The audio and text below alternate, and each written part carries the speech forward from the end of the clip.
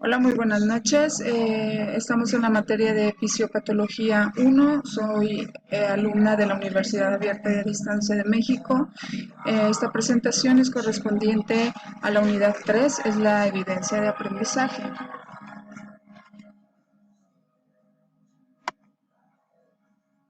Bueno, en esta presentación vamos a hablar de la obesidad y de la desnutrición, que como bien sabemos la obesidad es provocada por una ingesta desequilibrada de alimentos en donde consumimos más de lo que nuestro cuerpo necesita. Caso contrario de la desnutrición, consumimos menos alimentos de los que nuestro cuerpo necesita. Es por eso que en este contenido abordaremos estos dos padecimientos mencionando sus características, su fisiopatología, los tipos que existen, así como sus medidas preventivas.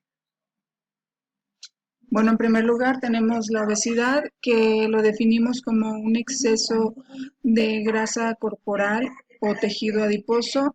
Desde el punto de vista práctico, para los nutriólogos lo tomamos midiendo el índice de masa corporal, pero también debemos de tomar el perímetro de la cintura para poder diagnosticarlo. Como sabemos, la obesidad se ha convertido en un serio problema de salud, no solo para nuestro país, sino también para todo el mundo. Y la preocupación de este problema es todas las enfermedades que genera debido a todos los trastornos metabólicos, en donde se pueden desarrollar enfermedades crónico-degenerativas como la diabetes mellitus tipo 2, la hipertensión arterial, los diferentes tipos de dislipidemias y enfermedades cardiovasculares, entre otras. Enseguida vamos a ver los tipos y la clasificación de la obesidad, en donde en la, en la anterior actividad vimos la relación que tenemos de estos tipos de obesidad, en donde uno se le llama la ginecoide, que es en forma de pera, otra que es la androide o manzana. Como vemos ilustrado, la ginecoide es más propenso en mujeres y puede tener complicaciones como la osteoporosis. Y en el caso contrario, el androide es más común en los hombres y lo que puede ocasionar la diabetes mellitus y diferentes tipos de dislipidemias. En la clasificación de la obesidad, como vemos, tenemos el peso normal, pero tenemos desde el índice de masa corporal, donde es bajo de peso, en donde va aumentando hasta llegar a la obesidad mórbida, como lo mencionamos anteriormente, el índice de masa corporal lo promediamos y estos rangos que mostramos aquí es lo que nos va a marcar qué tipo de obesidad o si está bajo de peso. Bueno, como lo sabemos, existen diferentes factores que provocan la obesidad. Aquí los mostramos. Tenemos diferentes factores ambientales, en donde se relaciona con un estilo de vida sedentario y es una ingesta energética mayor a la necesaria, como lo mencionaba anteriormente. Tenemos la intervención de la alimentación, en donde pues obviamente la alimentación tiene un papel fundamental junto con la nutrición, en donde debemos conservar el equilibrio de los nutrimentos. Tenemos los factores genéticos, que en la obesidad existen diferentes genes que están implicados en la patogenia de esta enfermedad. Tenemos los factores dietéticos, en donde la dieta ha cambiado a través de los años y seguimos almacenando la energía que ingerimos de más en nuestra dieta diaria, ¿no? El almacenamiento de grasas, pues como sabemos, toda la energía que no utilizamos la vamos almacenando y esto es lo que provoca la obesidad. Como bien sabemos, las medidas preventivas de la obesidad, pues se recomienda tener una dieta adecuada, equilibrada, en donde tengamos una proporción en las calorías que gastamos y en las que ingerimos. También tenemos otros formas de prevenirla, como realizando ejercicio diariamente, Evitar, como lo mostramos aquí en la imagen, evitar la comida chatarra, muchos alimentos como dulces, evitar bebidas alcohólicas en exceso y obviamente comer frutas y verduras diariamente. Cuando una persona con obesidad se presenta con nosotros, pues es comúnmente muy fácil distinguirla por su complexión. Eh, Esos son normalmente los signos que presenta una persona, pero como mencioné anteriormente, debemos de hacer una evaluación para poder determinar qué tipo de obesidad tiene y en base a todo esto y todos los factores que están interviniendo, modificar su dieta y hacer los cambios necesarios para poderlo bajar de peso con una dieta hipocalórica, eh, aportando todos los nutrientes que el paciente necesita. Bueno, enseguida tenemos la desnutrición, que es todo lo contrario. Tenemos que el estado nutricional producido por el consumo deficiente de macro y nutrimentos. Es un síndrome clínico caracterizado por un balance negativo entre la ingestión de nutrimentos y la asimilación o el aprovechamiento de estos. Eso quiere decir que en muchas ocasiones, aunque la persona tenga una alimentación regular, volvemos trastornos metabólicos en donde no está asimilando los nutrientes y eso es lo que se debe determinar desde la primera cita o en caso de ser necesario hacer otros exámenes para poder determinar también qué tipo de desnutrición. Obviamente, al tener una desnutrición, pues también se ve reflejado con una persona delgada o sumamente delgada, en donde el cuerpo se reactiva de otra manera al no tener la energía suficiente, va cambiando la forma en donde las funciones cada vez se vuelven menos y sus respuestas se tornan perezosas e inadecuadas. Esto quiere decir que el cuerpo aprende a sobrevivir con menos calorías. Enseguida tenemos los diferentes tipos de desnutrición, que por su origen tenemos la primaria y la secundaria. En la primaria tenemos que es causada por problemas de origen político, cultural, religioso o muchas veces porque la economía no nos permite alimentarnos adecuadamente. La secundaria, pues obviamente es como lo mencioné, el aprovechamiento inadecuado, pero debido a otra enfermedad o algún tipo de problema que tiene para asimilar los nutrientes. Tenemos el tipo que es por el sustrato deficitario, en donde si tenemos una ingesta de hidratos de carbono y de grasas deficiente, entonces no vamos a tener la suficiente energía. Y tenemos la proteica, en donde las proteínas, como sabemos, generan la masa muscular.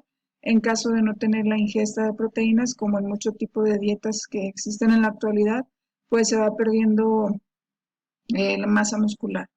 Tenemos la mixta, que es cuando tenemos una alimentación deficiente en estos tres macronutrientes, entonces el aporte energético suele presentarse más en los pacientes hospitalizados.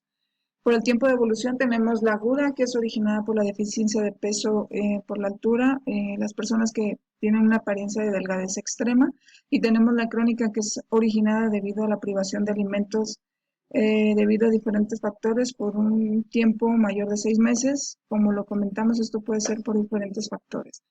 Por el tipo de gravedad tenemos la leva, que se origina principalmente por manifestaciones clínicas que tienen alteraciones mínimas, por lo que la variación de riesgo es nutricional.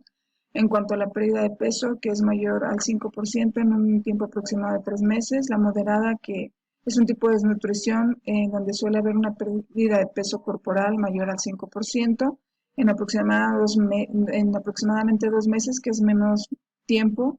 Y la severa, en donde suele haber una pérdida de peso mayor del 5% en un mes, o sea, esto es en muy poco tiempo. Aquí tenemos imágenes de niños que tienen desnutrición de los diferentes tipos. en donde vemos el marasmo, que es una desnutrición crónica provocada por falta o pérdida prolongada de energía y de nutrimentos. Tenemos la desnutrición mixta, que es una desnutrición proteico-calórica grave, o sea, es en consecuencia de la primera. Tenemos la desnutrición proteica o predominantemente proteica, que es una desnutrición aguda por estrés que aparece cuando existe la disminución de aporte proteico o por el aumento de los requerimientos en infecciones graves. Y tenemos la inanición, que es la deprivación parcial o completa del alimento, voluntaria o involuntariamente, que es lo que lleva a la pérdida de peso.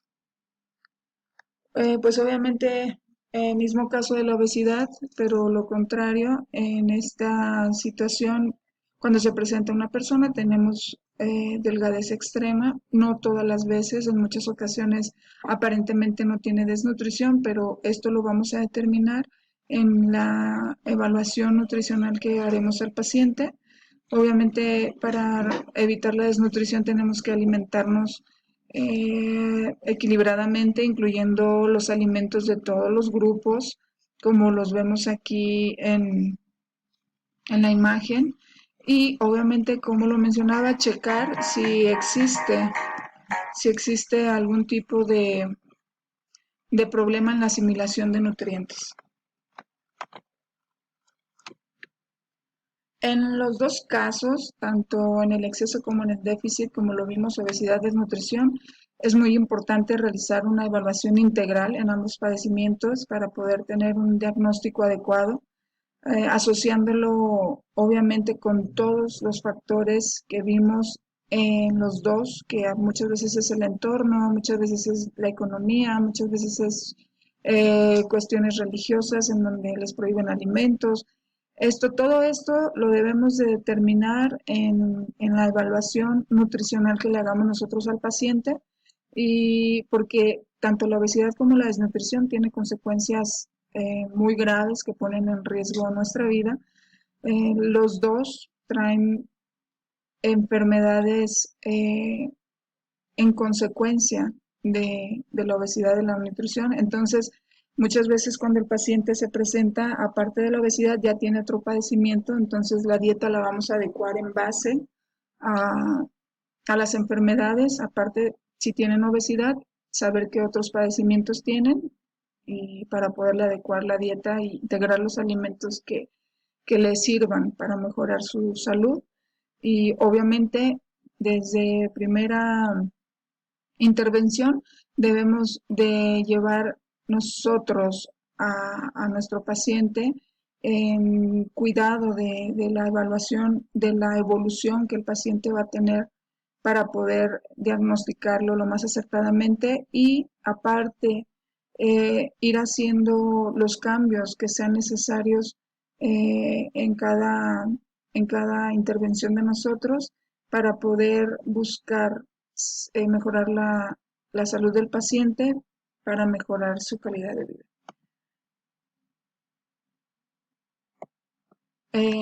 Lo aprendido en este contenido, como hemos estudiado en otras asignaturas, como lo mencionaba nuevamente y hago mucho énfasis, se requiere equilibrar la alimentación, adaptando dietas hipocalóricas o hipercalóricas, pero en base a las necesidades del paciente para poder recuperar el peso adecuado y evitar las enfermedades que tenemos en consecuencia.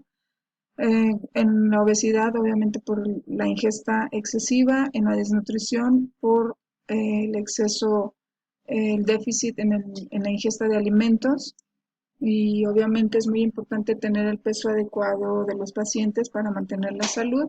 Eh, ya que todas estas enfermedades como la diabetes, cáncer o otro tipo de enfermedades, pues son irreversibles. Entonces, me parece que debemos de seguir estudiando este tema para poder dominarlo y ofrecer una mejor atención para restablecer la salud de todos nuestros pacientes. Ok, bueno, pues estas son las fuentes que utilicé para realizar esta diapositiva. Eh, Muchas gracias por su atención y buenas noches.